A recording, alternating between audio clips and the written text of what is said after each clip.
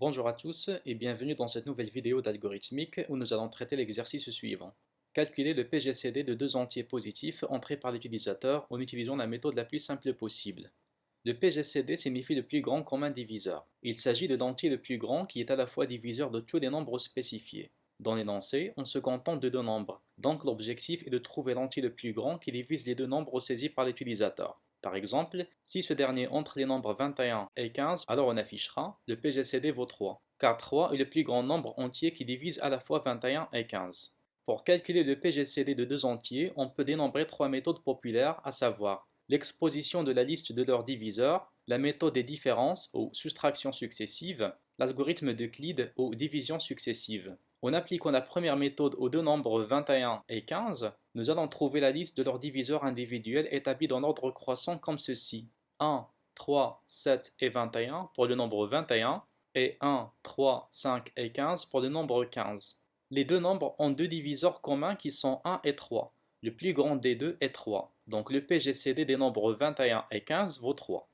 Avec la deuxième méthode qui consiste à la soustraction successive, on part du principe que si un nombre est un diviseur de deux autres nombres, alors il est aussi diviseur de leur différence. Si on applique ceci aux nombres 21 et 15, alors leurs deux diviseurs communs 1 et 3 vus précédemment sont aussi diviseurs de leur différence qui vaut 6. Pour exécuter cette méthode, on procède de la manière suivante. On calcule la différence des nombres 21 et 15, ce qui donne 6. Ensuite, on continue en calculant la différence entre le résultat calculé qui vaut 6 et le plus petit opérand de l'opération précédente qui vaut 15, ce qui donne 9. On recommence de la même manière en calculant 9 moins 6, ce qui donne 3, 6 moins 3, qui donne 3 encore, et 3 moins 3, qui donne 0. Quand le résultat vaut 0, on arrête et on retient le résultat de l'opération précédente. C'est ce résultat-là, dont la valeur est 3, qui est le PGCD des deux nombres initiaux 21 et 15. La troisième méthode connue sous le nom d'algorithme d'Euclide consiste à faire des divisions successives comme ceci.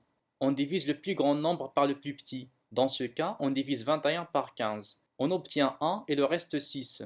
On recommence en divisant le diviseur de l'opération précédente par le reste. Autrement dit, on divise 15 par 6, on obtient 2 et le reste 3. On recommence de la même manière et on divise 6 par 3. On obtient 2 et le reste 0.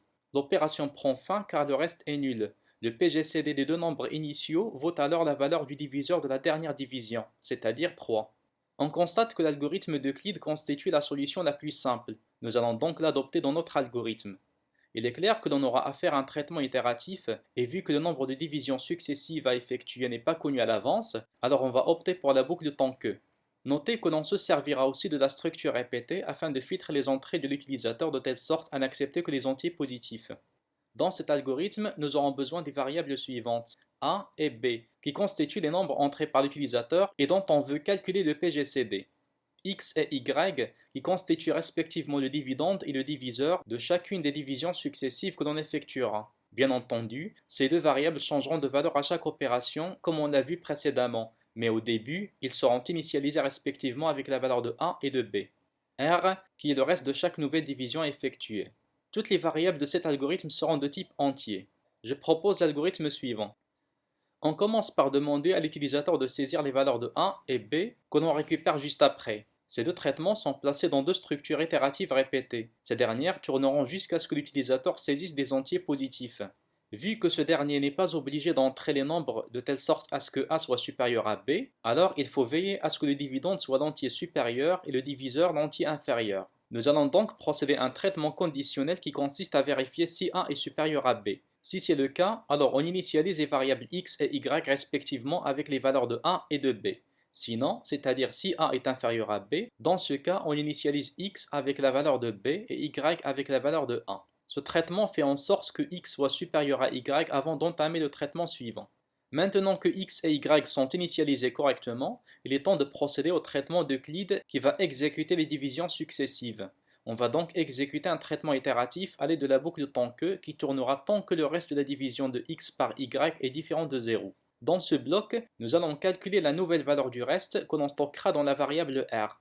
Ensuite, on change les valeurs de x et y avant de faire la division suivante, en affectant à x la valeur de y et à y la valeur du reste r. À la sortie de la boucle, on aura calculé le PGCD des entiers 1 et b qui vaut la valeur du diviseur de la dernière division. On affiche alors le PGCD calculé et l'algorithme prend fin. Notez que la méthode des différences, qui consiste aux soustractions successives, donnera aussi un algorithme assez optimisé. Mais il est conventionnel que l'algorithme d'Euclide est la méthode la plus simple et la plus rapide qui permet de calculer le PGCD. Maintenant, nous allons implémenter notre algorithme en Python pour voir comment il va réagir.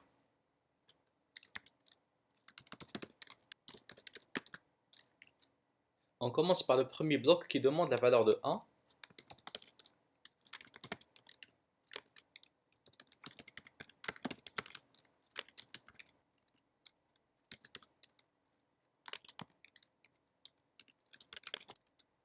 Vu que le langage Python ne dispose pas de la structure do while ou bien répétée, alors j'ai opté pour la structure while. Dans ce cas, cette structure va tourner indéfiniment jusqu'à ce que la valeur de A saisie par l'utilisateur soit supérieure à 0. On fait la même chose pour B. Bon, je vais juste copier ça.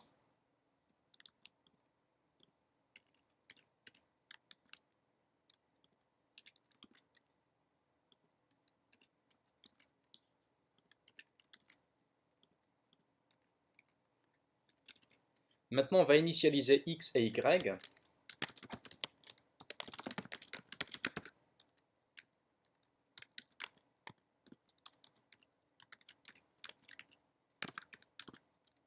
Alors, si A est supérieur à B, dans ce cas, on initialise X avec 1 et Y avec B. Sinon, on fait l'inverse.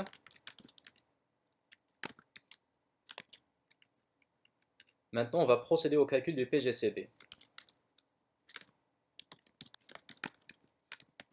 On utilise la boucle while.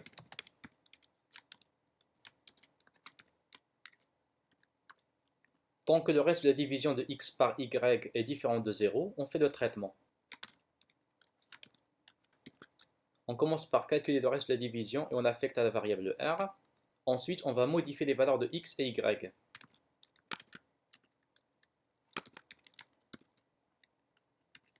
La dernière opération, c'est l'affichage.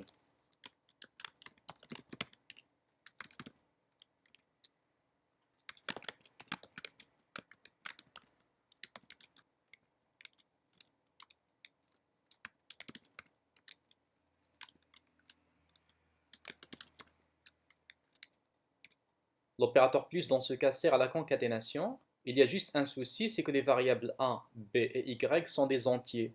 Alors on ne peut pas les concaténer dans une chaîne de caractères. On va donc les caster, c'est-à-dire qu'on va changer leur type provisoirement en chaîne de caractères juste pour l'affichage.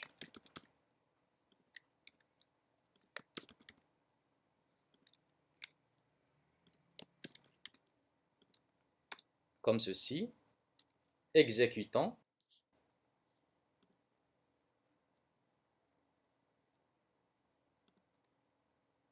Entrer la valeur de A. Je vais entrer une valeur négative par exemple. On voit que le programme insiste. Il faut bien que j'entre une valeur positive. Même une valeur nulle n'est pas acceptée. Bon, je vais entrer 21. Pour le B, c'est le même traitement. Alors je mets directement la valeur 15. Et ça m'affiche le PGCD de 21 et 15 vaut 3. Maintenant, je vais entrer les nombres dans l'ordre inverse. Je commence par 15 puis 21.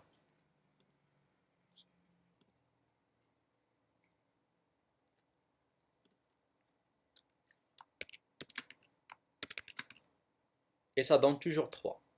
Alors j'espère que vous avez compris le principe. Merci pour votre attention et à la vidéo prochaine.